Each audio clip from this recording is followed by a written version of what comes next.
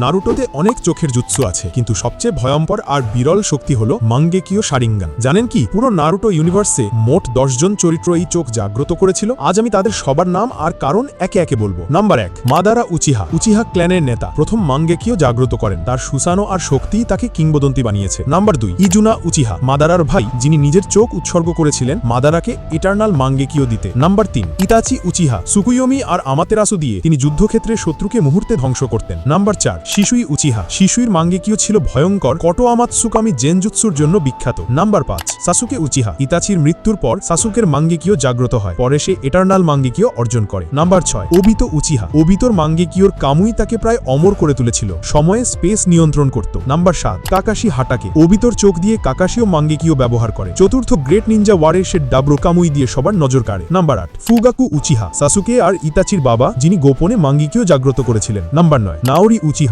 Naruto শিন্ডের নোবেলে উল্লেখিত এক নারী উচিহা, যিনি ভয়ঙ্কর জিনজুৎসু ব্যবহার করতেন। নাম্বার 10, ইন্দ্রা ওতসুকি, হগরমোর ছেলে, যিনি প্রথম শারিঙ্গান থেকে মাঙ্গেকিও স্তরে পৌঁছান। তিনি উচিহা বংশের পূর্বপুরুষ। মানে পুরো নারুটো ইউনিভার্সে মোট 10 জনের কাছে ছিল মাঙ্গেকিও শারিঙ্গান। আপনার প্রিয় কার ক্ষমতা, ইতাচির সুকিয়োমি নাকি শিশুইর কোটো আমাতসুকামি? কমেন্টে জানাতে ভুলবেন না।